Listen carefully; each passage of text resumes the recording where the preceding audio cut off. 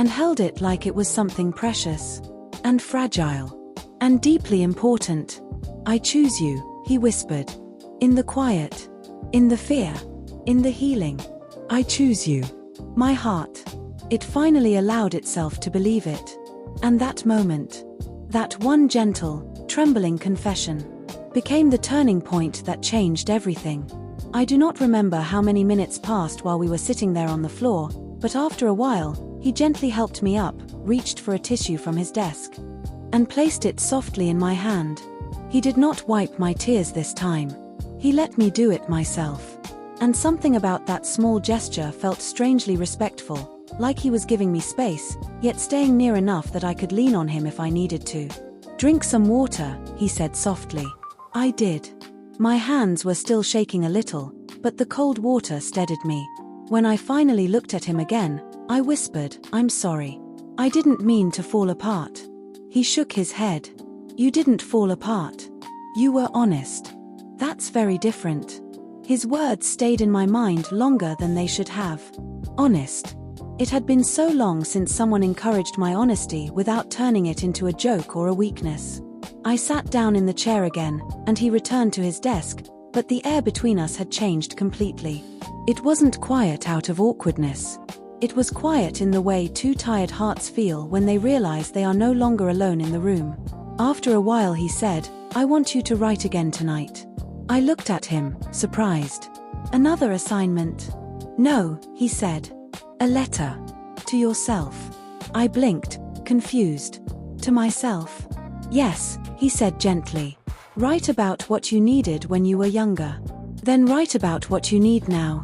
A strange heaviness settled in my chest. I didn't know how to write something like that.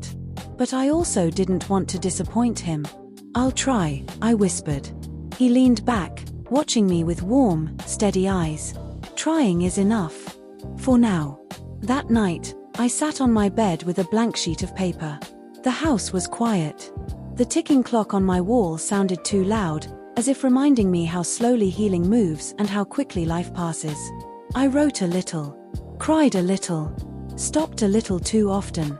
The letter turned out short, shaky, uncomfortable, but real. When I handed it to him the next day, he didn't read it right away. He simply said, "Sit." I sat across from him again. He opened the page slowly, careful with it, as if it was something delicate, something that mattered. And when he finally read my clumsy handwriting, he smiled. Not a big smile, just a soft one, the kind you give when something touches you more deeply than you expected. "This is the bravest thing you've done so far," he said quietly. I swallowed hard. Brave. No one had called me that before. I waited for him to explain what he wanted me to change, or correct, or rewrite.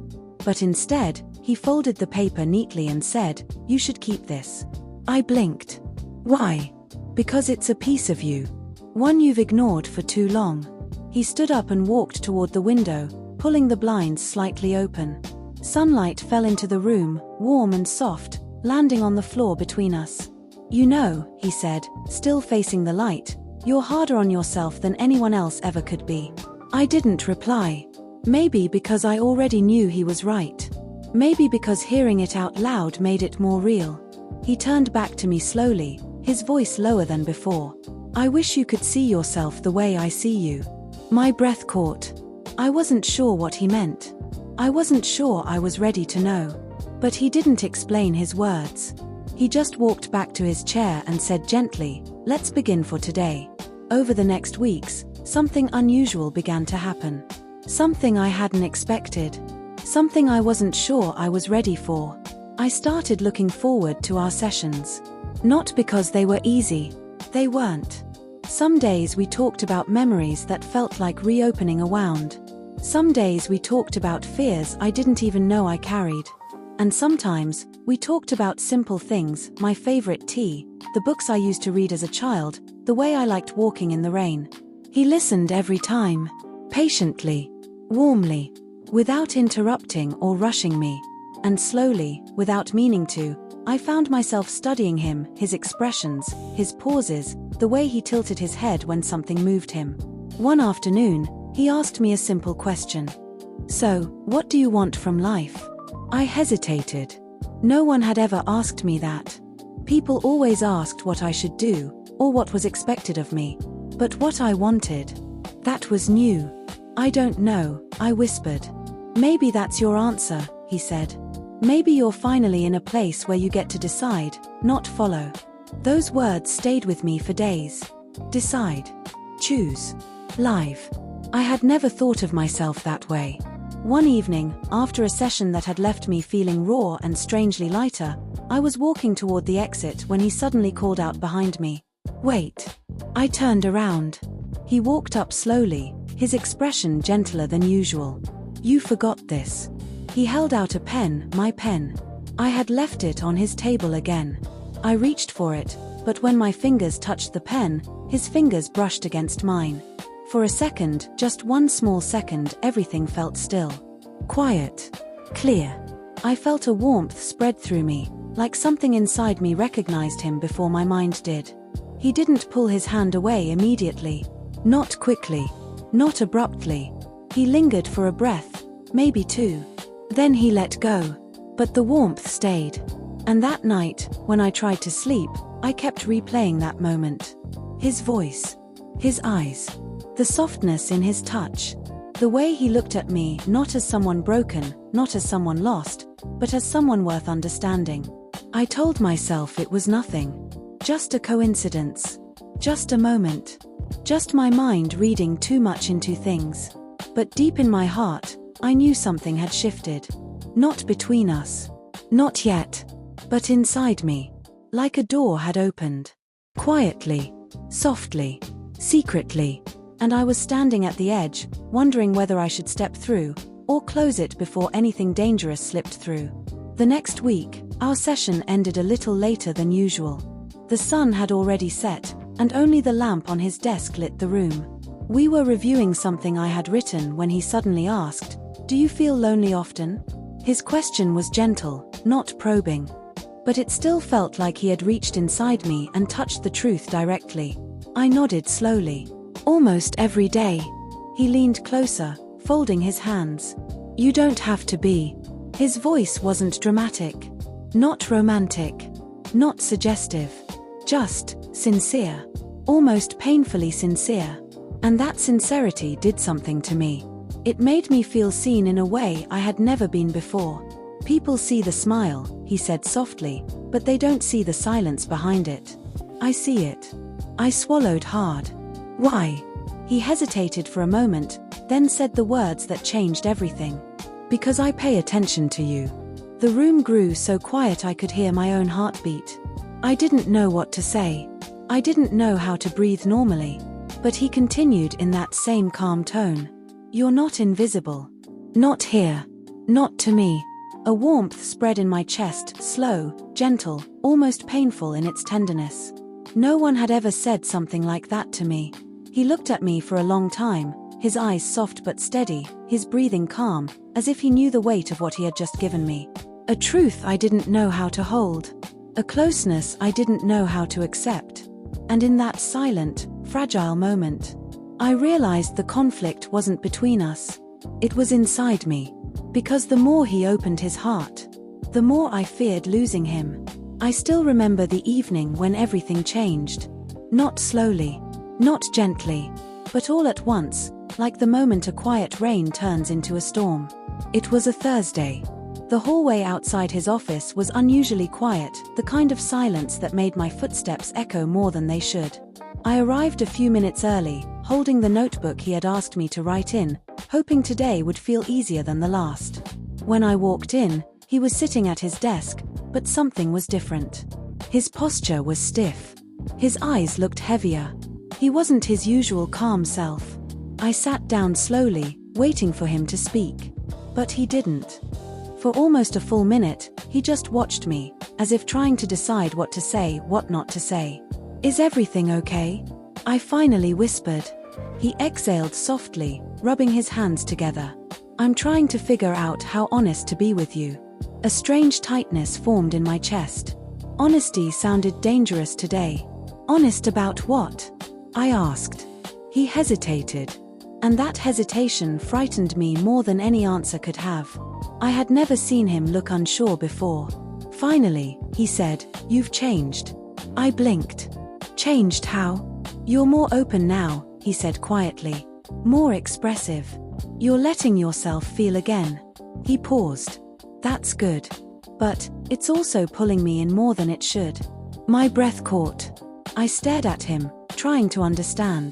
Trying to make sense of the words he had chosen so carefully. "Pulling you in?" I repeated softly. He nodded once, slowly. Too slowly. I felt the shift before he spoke again, like the room had become smaller, the air warmer.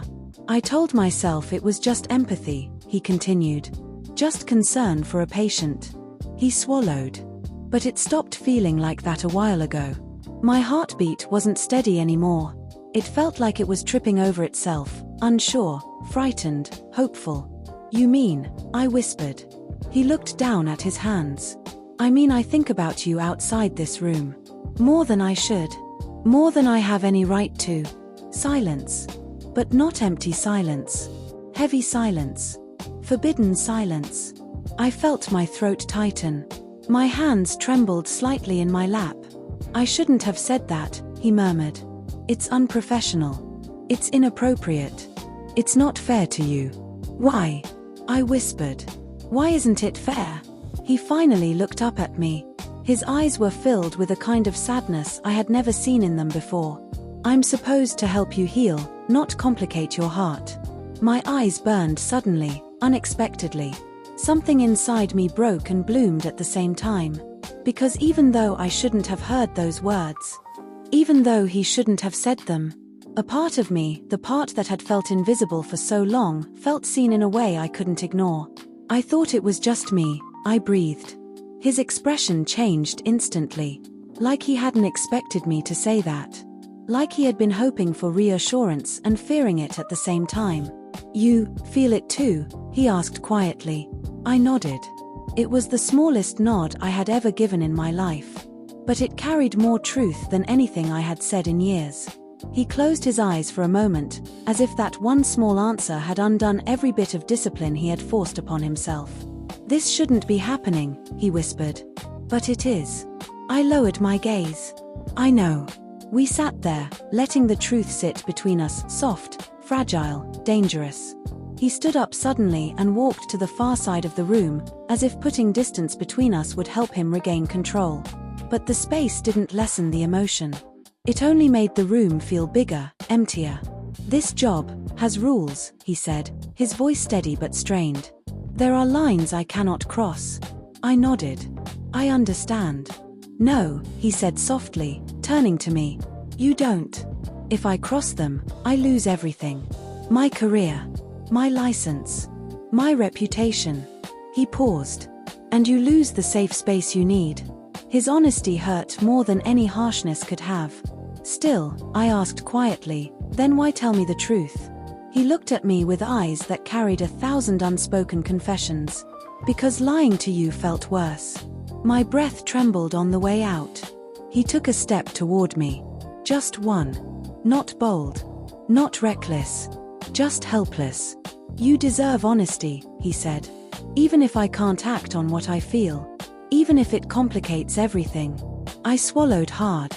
My heart felt too full, too scared, too hopeful. "What do we do now?" I whispered. He exhaled, his voice barely above a breath. "We keep going. Carefully. Slowly. Respectfully." He hesitated. "And I make sure I don't cross that line." I nodded slowly. But the truth was clear. The line had already blurred. Our sessions changed after that. Not in obvious ways.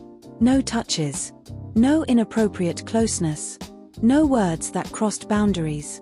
But the air between us felt charged. Quietly. Delicately. I started noticing things I had ignored before. The way he always leaned slightly closer when he listened. The way his eyes softened when he saw me smile. The way he paused before ending sessions, as if he didn't want the moment to end either. These weren't dramatic gestures. They weren't romantic confessions.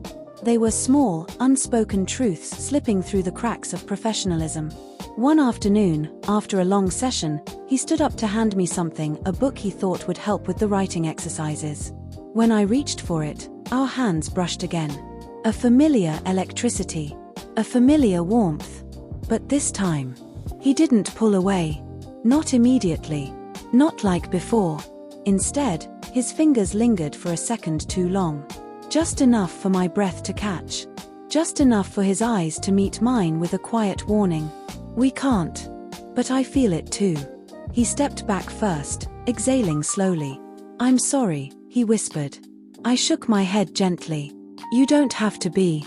He closed his eyes, pained. Yes, I do. But the apology didn't erase the moment. It only made it more real. Everything came to its breaking point on a rainy evening, when the storm outside seemed to echo the storm inside both of us. I walked into his office soaked from the rain, my hair dripping slightly onto my shoulders. He stood up immediately, startled.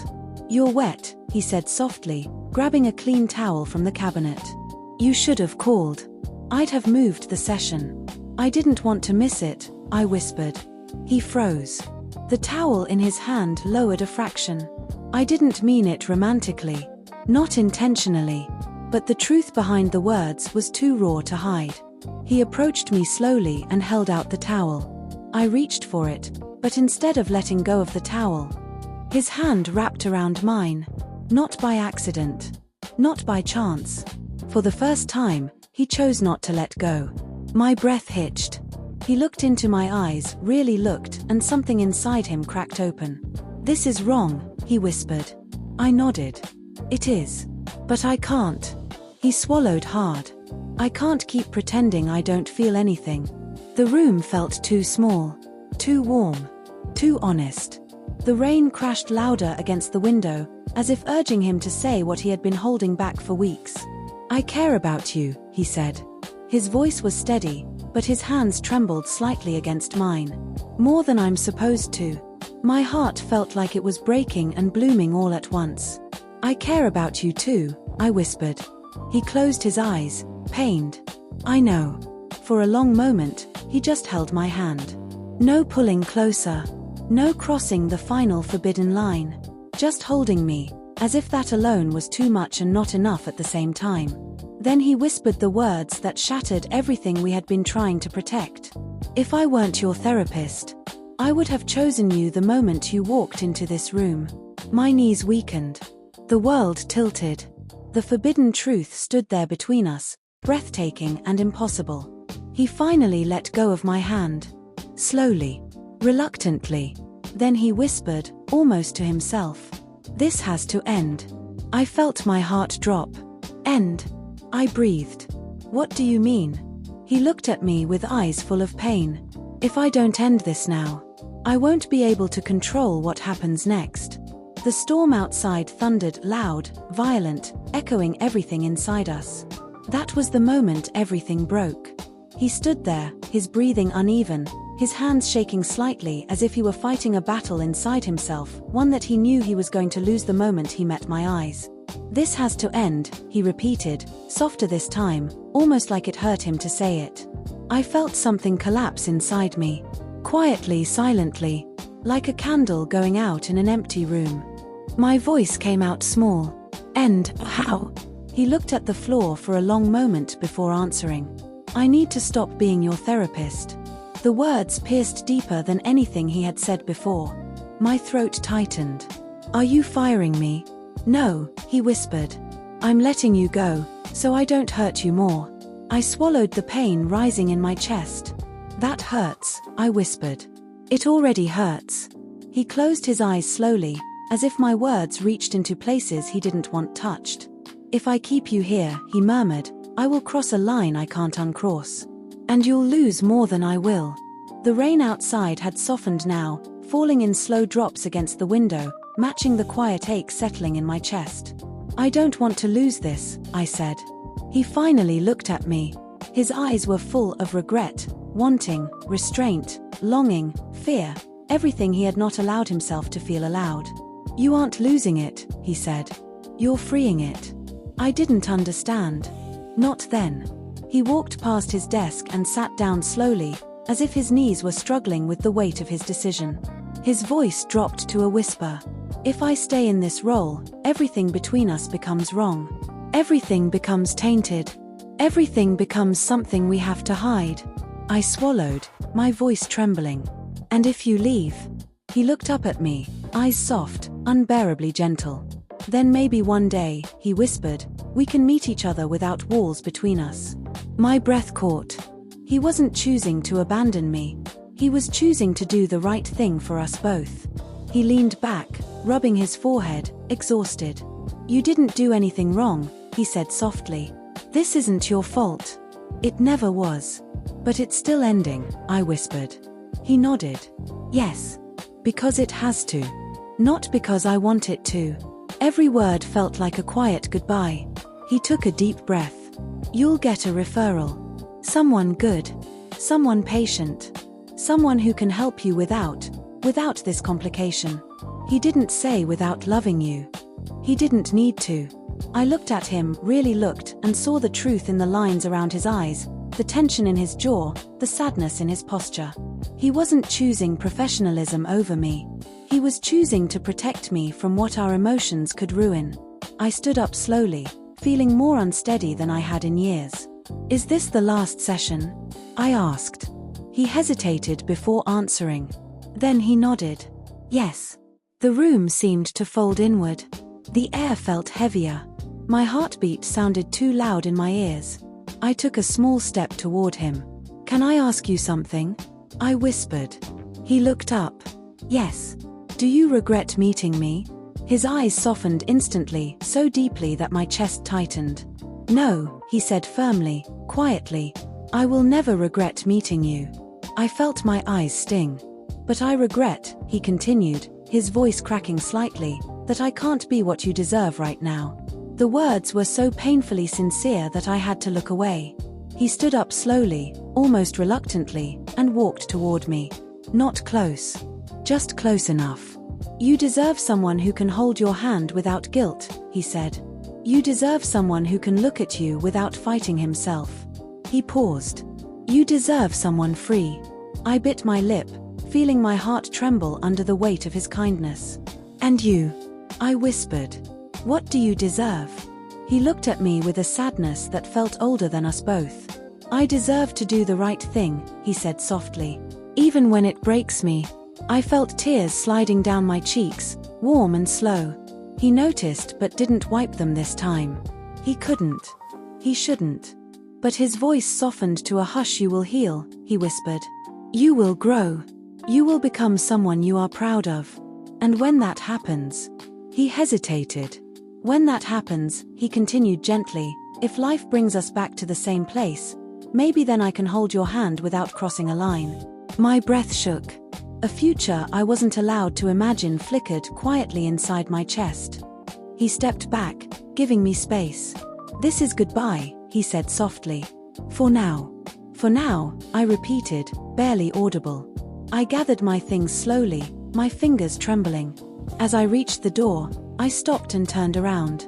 He was watching me with the gentlest expression I had ever seen on his face, an expression full of everything he could not say and everything I already knew. I whispered, "Thank you." He shook his head.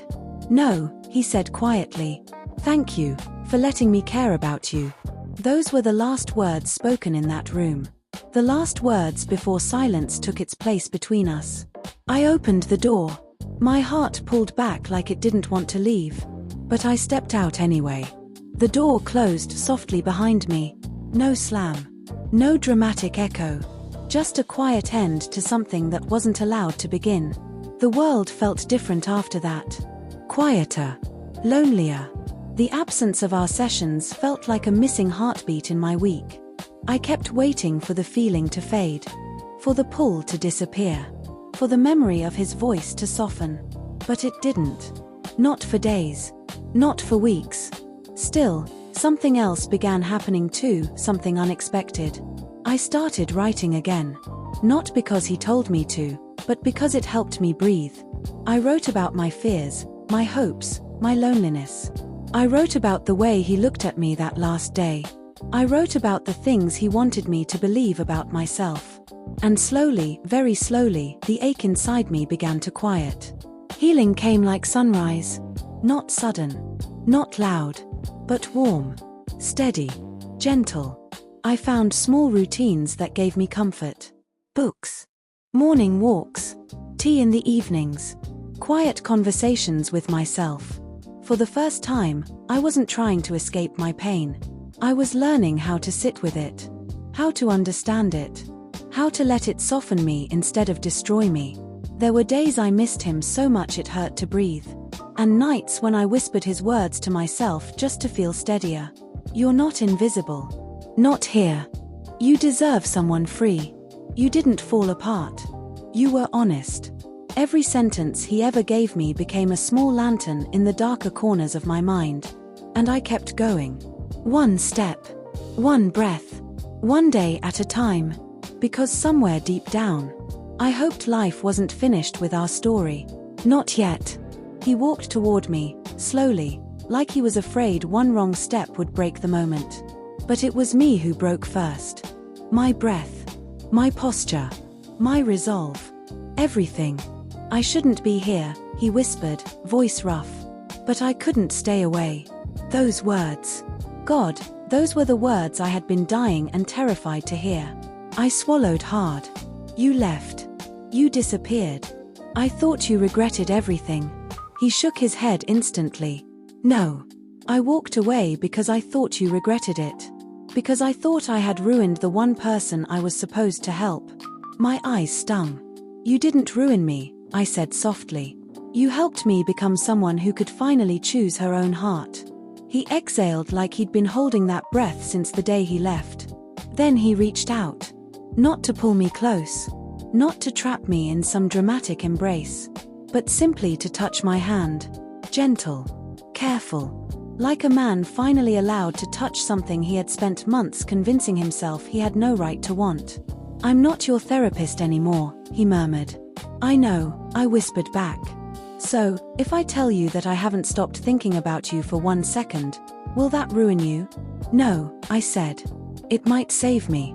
A tiny, helpless smile pulled at his mouth. That smile, the one he always tried to hide in session, finally had permission to exist. Then he said the line that ended every doubt, every fear, every rule that had ever stood between us. You were never just my patient. You were the person I was praying I'd meet someday, in another life. But life brought you anyway. And I didn't wait. I stepped forward. I put both hands on his face. And I kissed him. Not like a fantasy. Not like something forbidden. But like something inevitable. The kind of kiss that felt less like breaking a rule. And more like coming home.